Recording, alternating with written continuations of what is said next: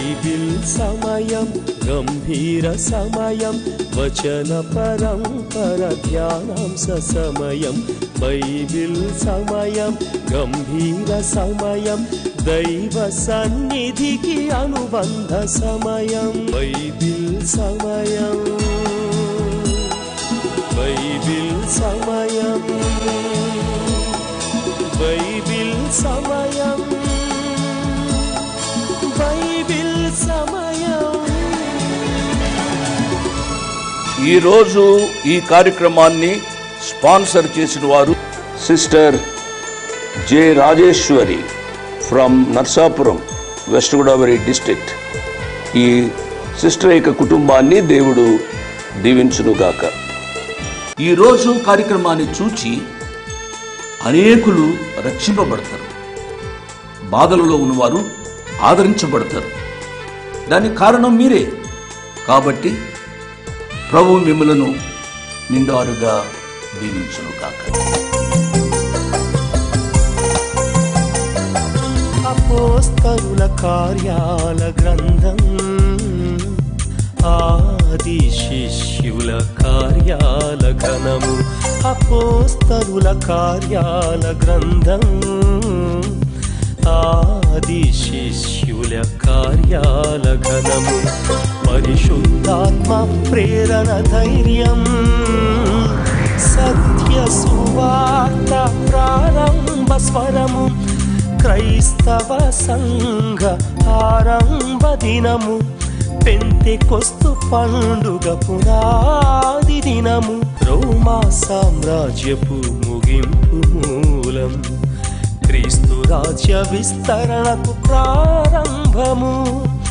అపోస్తలుల కార్యాల గ్రంథము, అపోస్తలుల కార్యాల గ్రంథం.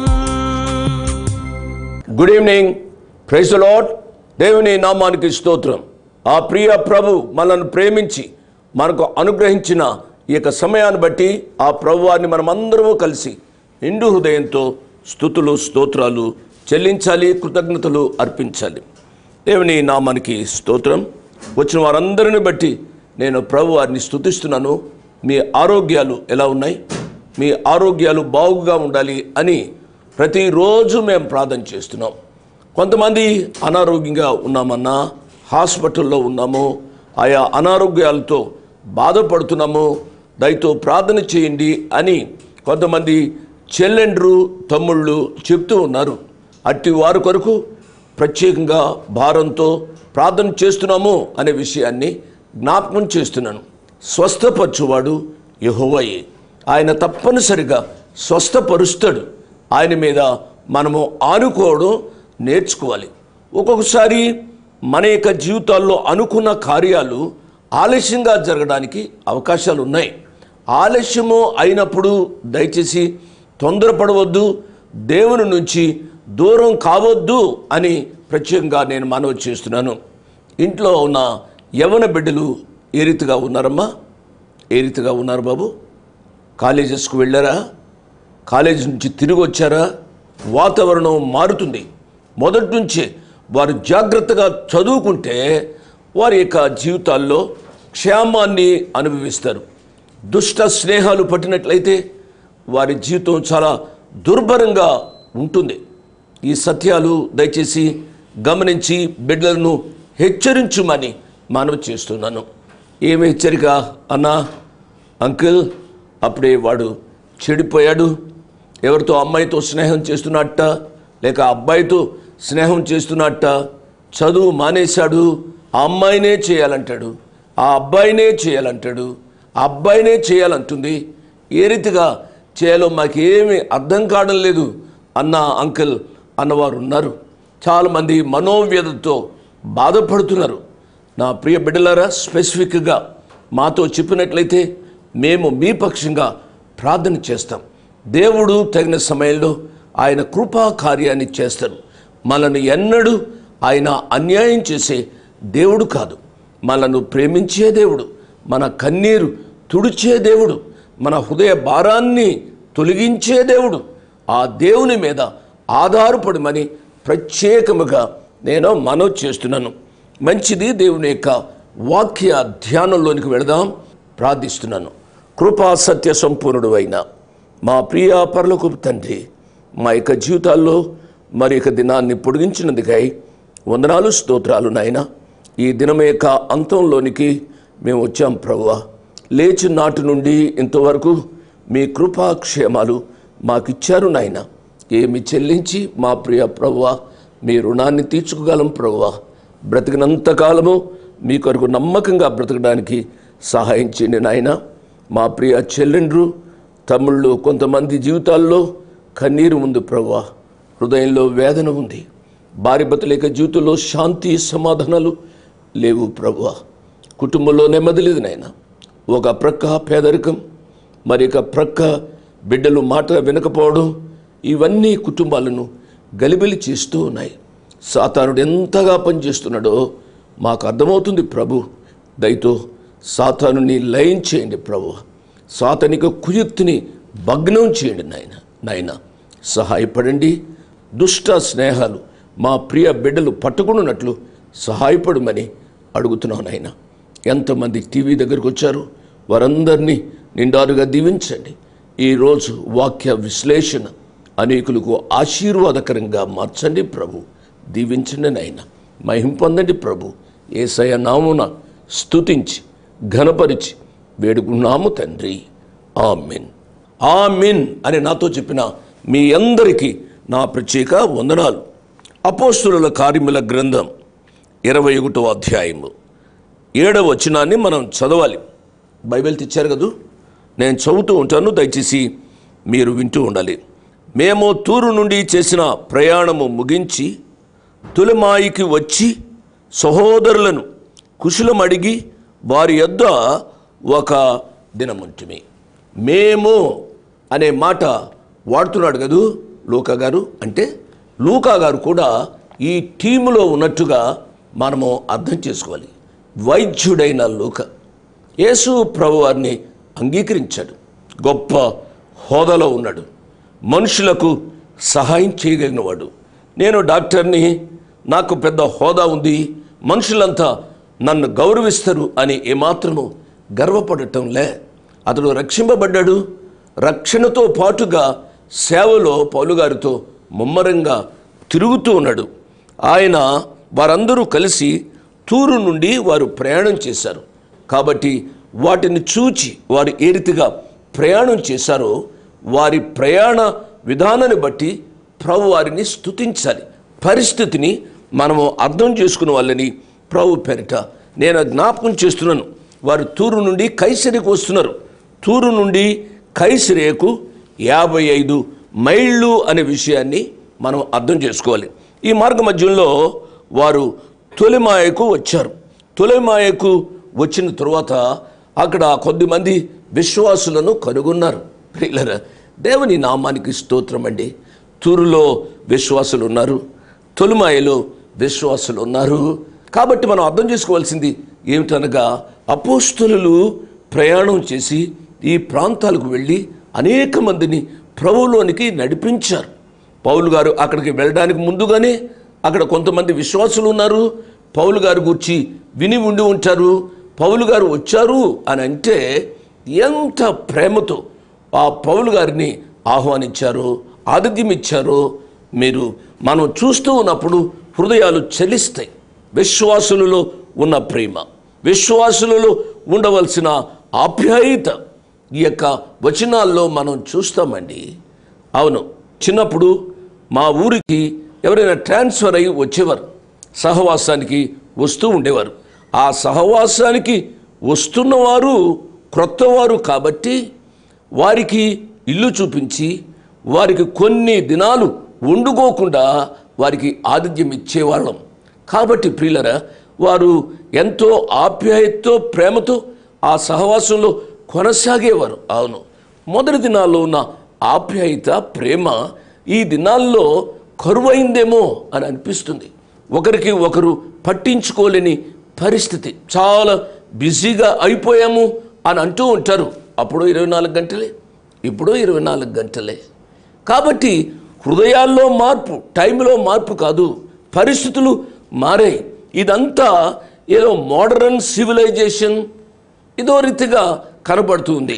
ఇక్కడ మనం చూసినట్లయితే పౌలు గారు ఎక్కడికి వెళితే అక్కడ విశ్వాసులు ప్రేమతో వారిని ఇంటికి తీసుకుని వచ్చి ఆతిథ్యం ఇస్తూ ఉన్నట్లుగా మనం చూస్తాం. నేను పదే పదే చెబుతున్నాను అండి, విశ్వాసులను ప్రేమించాలి, తోటి వారిని ప్రేమించాలి, దైవ సేవకులను గౌరవించాలి, పేదలను కనికరించాలి, తగిన సహాయం మనము చేయాలి అని ప్రభు పేరిట నేను జ్ఞాపకం చేస్తూ ఉన్నాను. కనుక వీరు తులమాయి నుంచి వారు కైసరేకు వచ్చారు. 8వ వచనాన్ని చదువుతున్నాను. మరునాడు మేము బయలుదేరి కైసరేకు వచ్చి 7గురిలో ఒకడును సువార్తికుడునైన ఫిలిప్పు ఇంట ప్రవేశించి అతని యొద్ద ఉంటిమి. దేవుని నామానికి స్తోత్రమండి. కైసరేకు వచ్చారు. కైసరియా అనగానే మన యొక్క మనసుల్లో ఫిలిప్పు గారు మెదులుతారు. ఎందుకు అనగా ఆయన చేసిన పరిచర్య ఎంత గొప్పది పిల్లలు. ఫిలిప్పు గారు అన్న వెంటనే నేను ఒక మాట జ్ఞాపకం చేస్తాను. ఇక్కడ చదివిన వాక్య భాగంలో ఏముంది? మరునాడు మేము బయలుదేరి కైసరేకు వచ్చి 7గురిలో ఒకడును సువార్తికుడునైన ఫిలిప్పు ఇంట. 7గురిలో ఒకడు అని మనం ఎప్పుడైతే చదివామో మన యొక్క మనసులు అపోస్తుల కార్యముల గ్రంథం 6వ అధ్యాయం మీదకి వెళ్ళాలి. 6వ అధ్యాయంలో 3వ వచనాన్ని చదువుతున్నాను. కాబట్టి సహోదరులారా, ఆత్మతోనూ జ్ఞానంతోనూ నిండుకొని మంచి పేరు పొందిన 7గురు మనుష్యులను మీలో ఏర్పరచుకొనుడి. మేము వారిని ఈ పనికి నియమింతము. అయితే మేము ప్రార్థన యందును వాక్య పరిచర్య యందును ఎడతెగక ఉండుమని చెప్పిరి.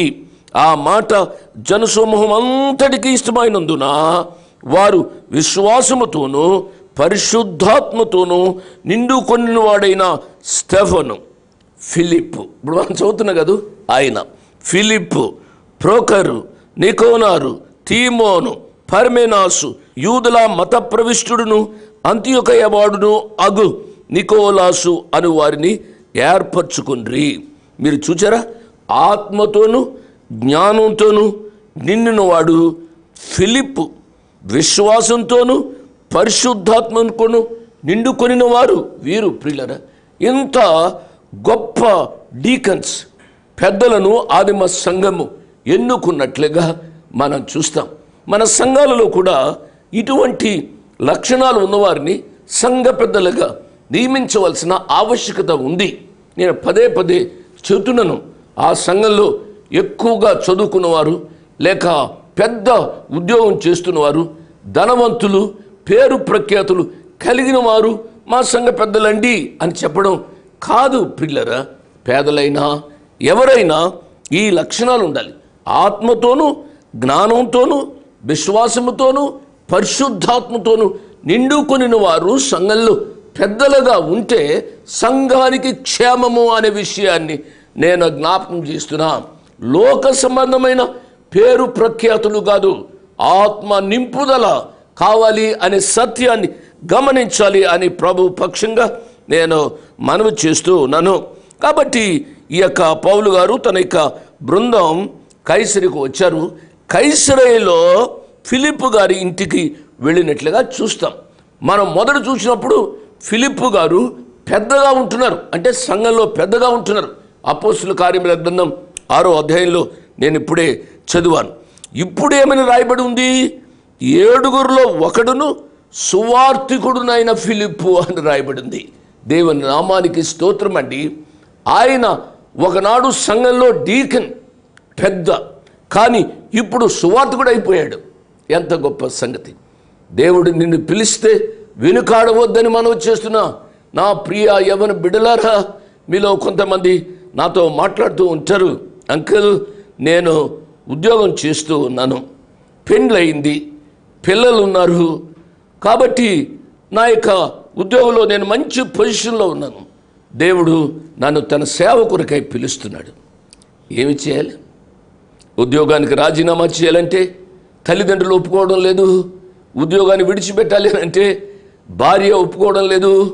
ఉద్యోగాన్ని విడిచిపెట్టి ఎక్కడికైనా సేవకి వెళ్ళాలంటే పిల్లలు ఉన్నారు, ఏ రీతిగా అంకిల్ మీ సలహా కావాలి అని అడుగుతూ ఉంటారు.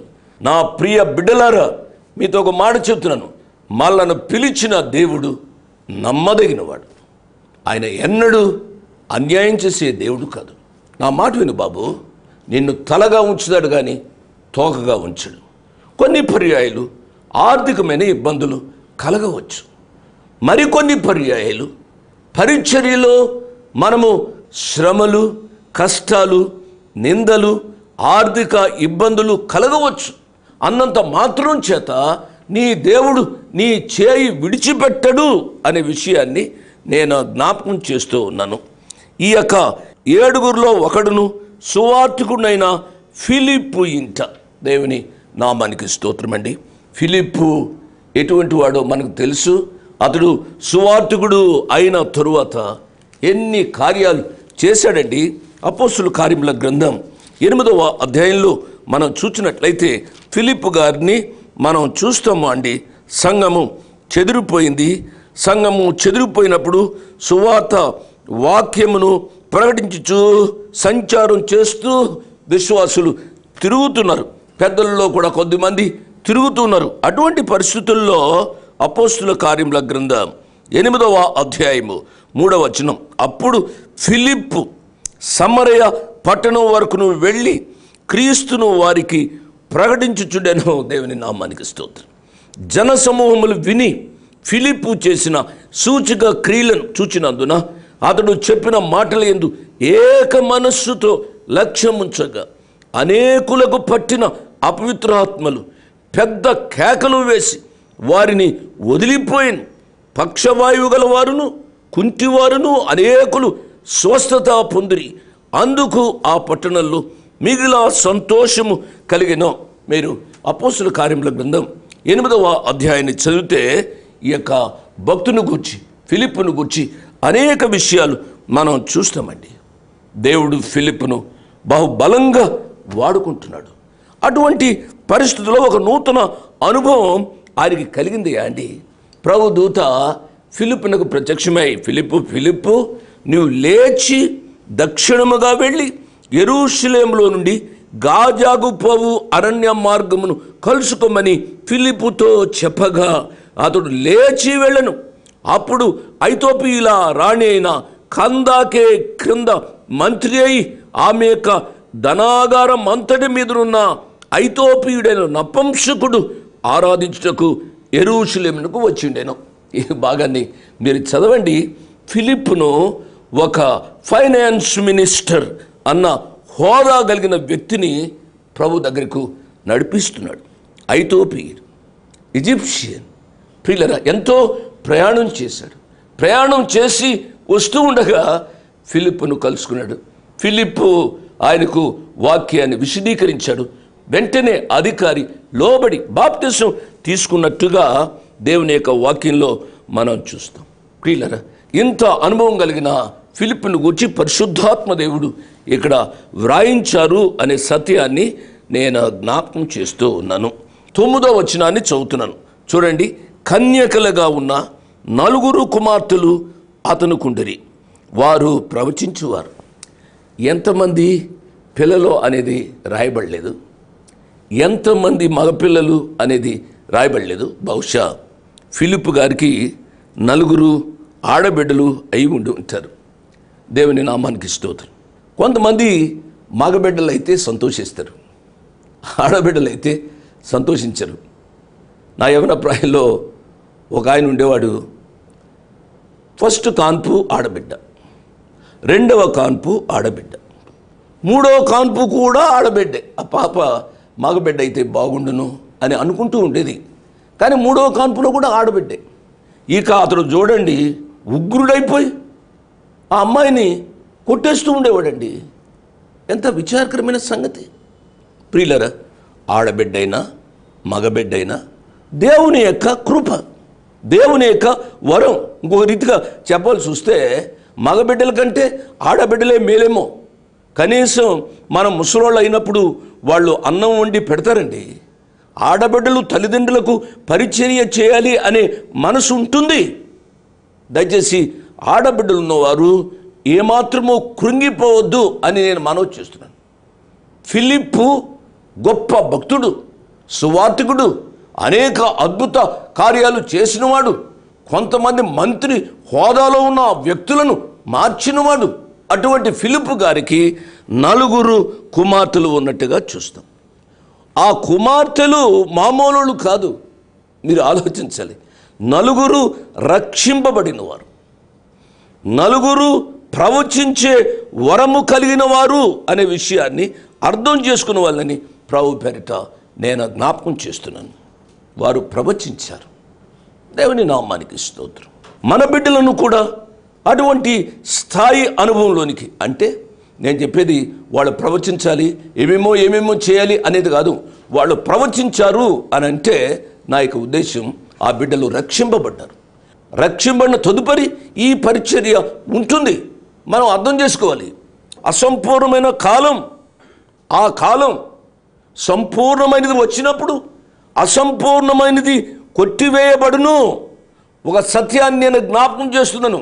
ఏమిటి అనగా, ఫిలిప్పు కుమార్తెలు ప్రవచించారు అని రాయబడి ఉంది. 10వ వచనాన్ని చదువుతున్నాను. మేము అనేక దినములు అక్కడ ఉండగా అగబు అను ఒక ప్రవక్త, అండర్లైన్ దట్, యూదయ నుండి వచ్చెను. అతను వచ్చి ఆ ప్రవచనాన్ని చెబుతున్నాడు. ఫిలిప్పు గారికి 4 కుమార్తెలు కదూ, వాళ్ళు ప్రవచించేవారు కదూ, వారు ప్రవచించాలి పౌలు గారికి గూర్చి. ఎందుకనగా వారింట్లో పౌలు గారు ఉన్నాడు. కానీ ఒక మగ వ్యక్తి అగబు అనే ఆయన ప్రవచిస్తూ ఉన్నట్టుగా మనం చూస్తాము అండి. ఈ సత్యాన్ని మనము అర్థం చేసుకున్న వాళ్ళని ప్రభు పక్షంగా నేను మనవి చేస్తున్నాను. ముందు దినాల్లో కూడా అగబు ప్రవచించాడు. అగబు ప్రవచనం ప్రకారం జరిగింది. ఇప్పుడు అగబు ప్రవచిస్తున్నాడు. నేను ఈ ముగింపులో చెప్పేది ఏమిటి అనగా, మన బిడ్డలను దేవుని వాక్యంలో పెంచాలి. అప్పుడు ప్రవచన వారం ఉంది కాబట్టి ఇప్పుడు కూడా నేను ఏదేదో చెబుతాను అని అనవద్దు. స్త్రీలుగా స్త్రీ పాత్ర ఎరగాలని ప్రభు పక్షంగా నేను మనవి చేస్తున్నాను.